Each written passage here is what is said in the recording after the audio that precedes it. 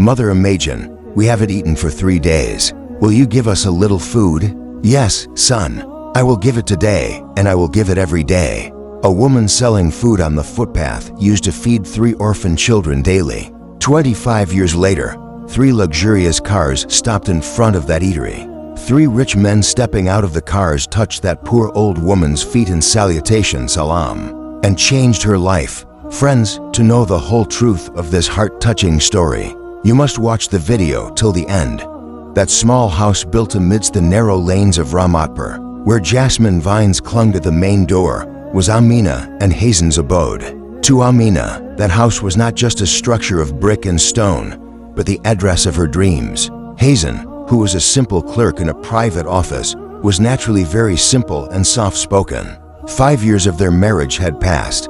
In these 5 years, there was much love, but the cry of that child for which every woman desires did not echo in the courtyard of the house. Amina often sat by the window in the evening watching the neighbors' children play and secretly placed her hand on her empty lap. A strange emptiness floated in her eyes, which she hid from the world. Her mother-in-law, Salma Begum, made this emptiness even deeper. Salma Begum's personality was like hard rock, whose harsh words Amina had to endure daily. One morning when Amina was cleaning the courtyard, Salma Begum poked and said, "It has been 5 years. Amina, if Hazen had married a girl who could give him descendants, today my old eyes could see the face of my grandchild. You turned out to be a stone statue, from whom only hope breaks." The broom fell from Amina's hand. Her eyelids got wet, but she turned and gave no answer. She just slowly went to the kitchen and suppressed her crying in the end of her sorry. Hazen understood his wife's silent pain. One night, taking Amina's hand in his own, he said in a very gentle voice, "Amina, I want to take you away from this suffocating environment. Let's spend some days in the valleys of Kashmir. The peace there might apply a balm to the wounds of your mind." Amina tried to say no, but seeing the hidden love in Hazen's eyes, she couldn't avoid it. Those 10 days amidst Kashmir's ice-cold wind and mountain heights passed like a blessing Rahmat. There, on the stairs of an old mosque, they met an Awliya of Allah, or a Buzurg saintly person. The Buzurg's white beard and radiant eyes seemed to read Amina's inner thoughts. Knowing Amina's pain, he gave her some mountain herbs and placing his hand on her head, praying, he said in a slow voice, "Have patience, mother. Allah never keeps anyone's hand empty. Now your lap will no longer be empty. This is Allah's sign." Those words lit a new lamp of hope in Amina's dim mind. After returning from the journey, Amina's days started to change. She often felt tired and had nausea in the morning. One afternoon, while she was dusting the ceiling, suddenly she felt severe dizziness and fell unconscious on the floor. When her eyes opened, she found herself in Hazen's lap. There was deep worry on Hazen's face. Feeding her water, he panicked and said, "Amina, are you okay? I am taking you to the doctor right now." Just then suddenly Hazen's phone rang. It was a call from his office. A major mechanical fault had appeared in a big project of the company, and his immediate arrival was mandatory. Hazen, extremely compelled, kissed Amina's forehead and said, "Amina, I must leave for the office. You go to the nearby clinic by taxi. I will try to reach straight there. Take care of yourself, beloved." Amina reached the clinic alone. The doctor did some tests and then smiled and extended the file towards Amina.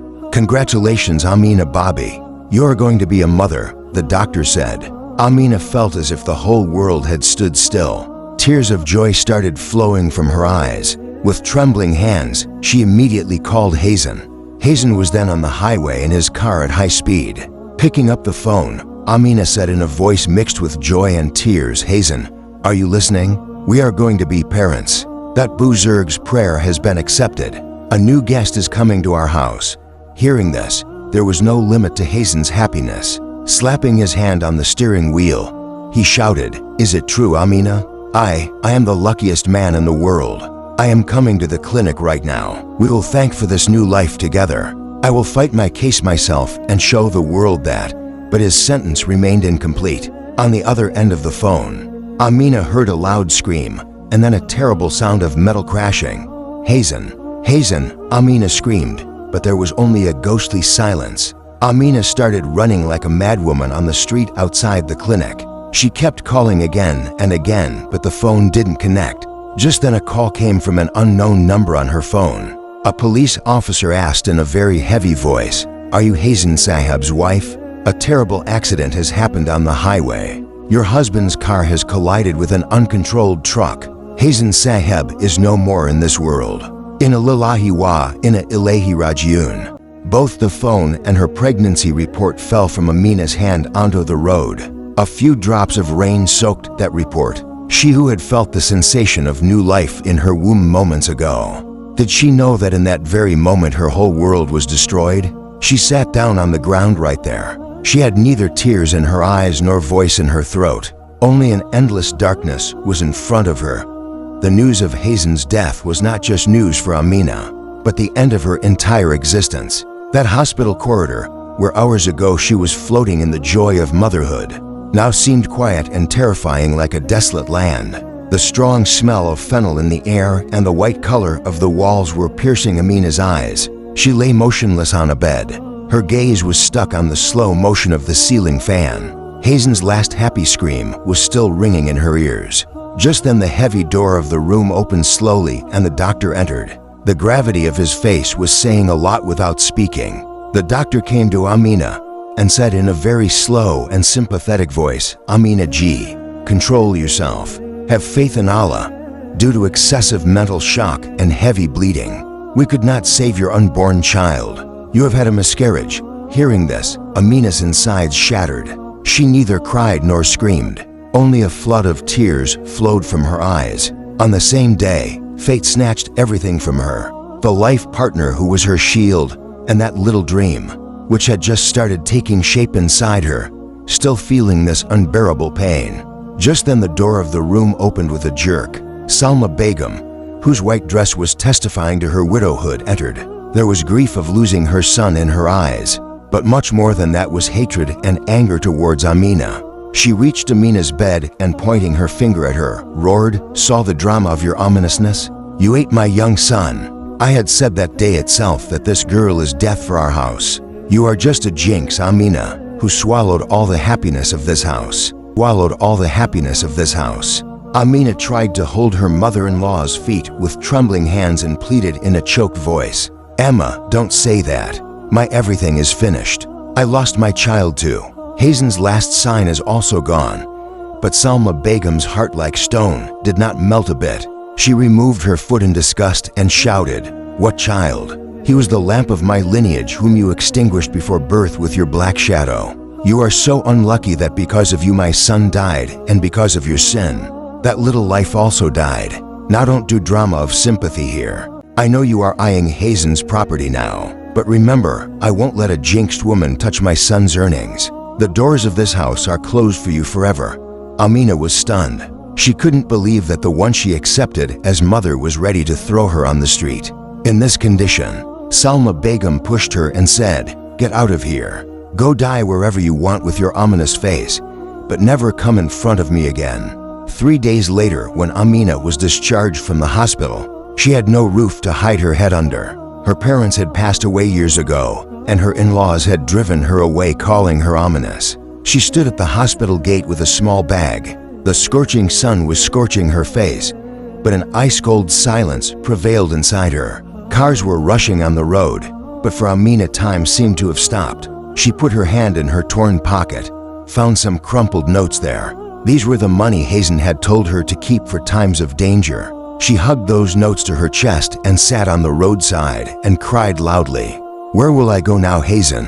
Was my love truly death for you?" she asked into the void while crying. Now a long, dusty and nameless road was in front of her, on which she had to walk alone. Society had left her to roam in the alleys with the label of an unfortunate woman. Time kept moving at its own pace, and slowly dust of memories began to settle on Amina's wounds. After being evicted from the threshold of her in-laws, Amina took shelter in a cramped slum near a noisy railway station of the city. To live, she had 4 walls of brick and a tin roof with holes above. She spent the initial nights crying on the floor, hugging a torn blanket and Hazen's torn shirt. But soon she realized that tears would not satisfy her hunger. She remembered Hazen often used to say with satisfaction while eating, "Amina, Allah has given a strange blessing barakat in your cooking. Such taste is not found even in big hotels. She made those words of her husband her strength. She sold her remaining jewelry and bought an old wooden pushcart and polished it with her own hard work. A small signboard of Amina's kitchen hung on a dusty corner of the street. The days of struggle were like a tough test. When the morning azan happened, the world was still asleep. Amina would light the stove and mix her sorrow with the aroma of spices. Standing for hours in the scorching sun, she fed cheap and halal food to laborers and travelers. Sometimes municipality people came to move the cart. Sometimes local thugs showed power to eat for free. But Amina was steadfast. She just said, "I will fight the battle for my right and justice myself. I don't need anyone's pity. Allah is with me." One gloomy evening, when the sun had set and darkness started to descend, Amina was packing up her shop. Just then her eyes fell under an old banyan tree across the road. 3 small children were sitting hugging each other. Their faces, height, and even sitting posture were exactly the same. They were triplets. Their torn clothes and dusty faces were telling the story of their poverty. Their eyes were looking at Amina's empty pot in such a way, as if they were seeing their whole world in it, still feeling this unbearable pain. Just then the door of the room opened with a jerk. Salma Begum, whose white dress was testifying to her widowhood, entered. There was grief of losing her son in her eyes, but much more than that was hatred and anger towards Amina. She reached Amina's bed and, pointing her finger at her, roared, "Saw the drama of your ominousness? You ate my young son. I had said that day itself that this girl is death for our house. You are just a jinx, Amina, who swallowed all the happiness of this house." Amina waved her hand and called them near. The 3 came near with fear and hesitant steps. Amina looked into their eyes, where there was a strange plea of hunger. She asked in a gentle voice, "Baba, what are you doing here alone? Where are your family members?" One of them, wiping his nose with his torn sleeve, said, "Our mother died and father left us somewhere. We are looking for food in the garbage for 3 days." Hearing this, Amina's chest wanted to burst. She remembered the emptiness of her own lap, which didn't let her sleep at night. She immediately lit the stove again and served hot roti and dal for those children. The children pounced on the food like hungry ones. Seeing them eat, a fountain of affection started flowing from Amina's eyes. When their stomachs were full, the youngest boy held the end of Amina's sari and asked innocently, "Will we get food tomorrow too?" Amina sat on her knees and hugged the 3 to her chest and said in a choked voice, "Yes, Baba, you will come here every day. As long as this mother's hands are working, you 3 will never sleep without eating." Amina gave them her word. In that moment, Amina felt as if Hazen's unfulfilled dream and her lost child had returned in the form of these 3 innocent orphan children. She named them Bilal, Omar, and Usman. Now morning had come in Amina's life. She was no longer a destitute widow, but had become the mother of 3 orphan children. That corner of the street was now not just a shop, but an address of love and mercy. Time kept moving at its pace, and in the blink of an eye 15 years passed. Amina's age has started to show now. Deep lines and wrinkles of time were clearly visible on her face. Her hands, which were once soft, had become hard and black, working near the heat of spices and fire of the stove. But her Amina's kitchen had now become the identity of that area and hope for thousands of poor people. Bilal, Omar, and Usman were no longer small children. They had become young and capable. Amina, sacrificing her hunger and sleep, had reached them to the city's biggest college. One evening, when light raindrops were falling from the sky, Bilal ran and touched Amina's feet in salam. There was a separate sparkle of success in his eyes. "Mother, my selection is done. I got a scholarship in the city's biggest engineering college," he said with enthusiasm. Tears of joy came to Amina's eyes. She kissed Bilal's forehead and said, "I knew, Baba. Your hard work and my prayers will never go in vain. If your father Hazen Saheb were alive today, his chest would have filled with pride." Omar was achieving big success in law studies and Usman in business. But in this small shelter of happiness, black clouds of old enmity started gathering again. That old rich builder, who had made Amina homeless after Hazen's death years ago, had now become the city's most powerful and cruel man. He had a fear that if these 3 boys succeed like this, They will ask for justice for the injustice done to Amina. He hatched a terrible conspiracy to break Amina's morale. One afternoon, when Amina was baking roti on her stove, the builders sent some goons and corrupt police. Without any warning, they overturned Amina's cart. "Hey old woman, this land has been bought for building a market. Pack your bags and get out of here." A tall man shouted and scattered all her belongings and utensils on the street. Amina folded her hands and pleaded, "Saheb, this is my livelihood. The future of these orphan children is tied to this stove." But they didn't listen to a single word and pushed her to the ground. That very night, Amina fell ill and severe fever gripped her. When Amina was lying unconscious in her hut in a sick state, the builder executed the second and most deadly part of his conspiracy. He went to the city and met those three brothers.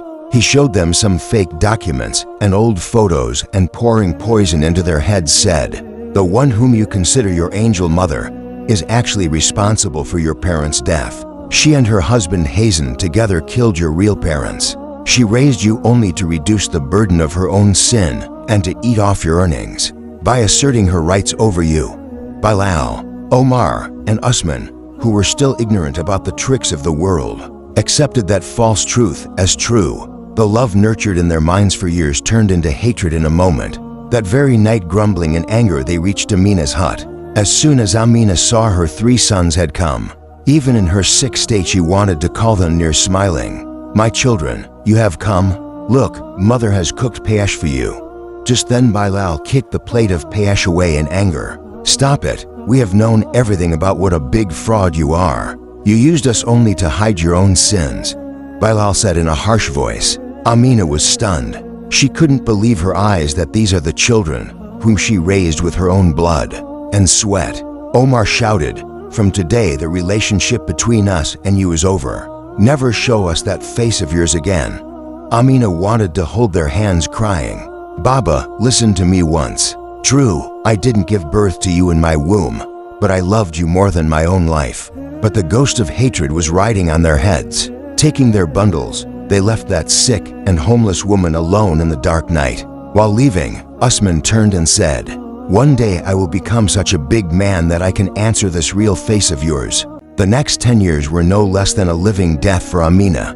She became alone again. Her body became more old and decrepit. She became dependent on others for every single penny. Slum people started calling her mad old woman because she used to sit staring at that corner daily, from where her sons had rejected her and left. She had kept Hazen's old watch tied on her wrist even today. That watch which had stopped now, just like Amina.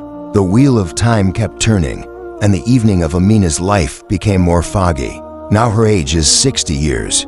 Her eyesight has decreased and she can walk with difficulty. The stove where she once used to cook various dishes, now only a small clay pot remains there, in which she bakes dry rotis for 2 meals. People of the lane call her sick old woman. She often mumbled in the silence of the night, "Bilal, Omar, do you still like payesh today?" Nothing was left with her now, except those memories which were now eating her from inside like poison. On the other hand, that powerful builder in the city was counting his last breaths. The fear of death had awakened his inner conscience. With trembling hands, he called Bilal, Omar, and Usman to him. "I told you a very big lie. Amina didn't kill your parents. Rather, she sacrificed her motherly affection so that you could become human. That land, that house, I snatched everything by deceit." The builder said, coughing, and handed over the keys of his cupboard to them, where all original documents were kept. Hearing this, the ground slipped from under the feet of the three brothers. The woman whom they left calling ominous and murderer was actually their real protector. Blood rose in Bilal's eyes. Omar started sobbing, and Usman, hitting his hand on the wall, shouted, "O Allah, what did we do? We hurt our own mother's heart. They had wealth now, fame, but a wound was created in the soul which no ointment could heal." The next day a scene was seen in that old and dusty slum, which the people there had never seen. 3 shiny black Rolls-Royce cars came through the mud-filled road and stopped in front of Amina's broken hut. Seeing the splendor of the cars, everyone from children to old people of the slum stopped. The car door opened and 3 influential men came out, but there was no arrogance on their faces, only deep sorrow and shame. Amina was then sitting on a stone outside her hut. In her hand was a torn old scarf. As soon as Bilal saw his mother in that dilapidated condition, he ran and reached her and fell on his knees right there in the mud. "Mother, beat me, mother. I am a criminal. I doubted my own mother. I am not fit to live." Bilal held Amina's feet and said, crying loudly. Omar and Usman also sat in the mud beside him and started crying loudly. Amina touched Bilal's face with her trembling fingers. Tears didn't come out of her eyes, but there was an ocean of pain in her throat. "I forgave you long ago, son, but my mind broke the day you denied my affection. I didn't want your cars. I only wanted your trust," she said in a choked voice. Usman put his head on Amina's lap and said, "Mother, we have come to take you back. Now you won't stay in this pain for a single moment. I will take account of every penny from the clan of that cruel builder who separated us from you." Amina lifted everyone and kissed their foreheads. "A mother can never hate her own children, no matter how big a mistake they make," she said. The three of them supported her and led her towards those luxurious cars. The whole slum watched in amazement how a neglected old woman was leaving like a queen today. Reaching the city, those three brothers named their biggest bungalow Amina Manzil. But Amina did not like sitting in peace. She told her sons, "If you really want to atone, then build an Amina orphanage in my name, where no orphan child will be separated from their mother and no one will sleep hungry." Today Amina manages the kitchen of that orphanage, but now she has thousands of children, and her three sons come every evening to eat that simple roti, made by her hands. That old photo of Hazen is now fixed on the main door of the orphanage, as if he is smiling and saying that love and truth never lose. So friends, this was our video for today. Tell us by commenting how you liked this video. Friends, these are not incidents from Quran and Hadith. These are built based on real events of our society, and it has been described using Quran and Hadith. How these can be solved? Tell us by commenting from which country you are watching the video. Friends, if you want to watch such educational videos, subscribe to our Baserin YouTube channel right now. So see you in some next video. Until then, may great Allah grant us all the ability to stay on the right path. Ameen summa ameen. Assalamu alaikum wa rahmatullahi wa barakatuh.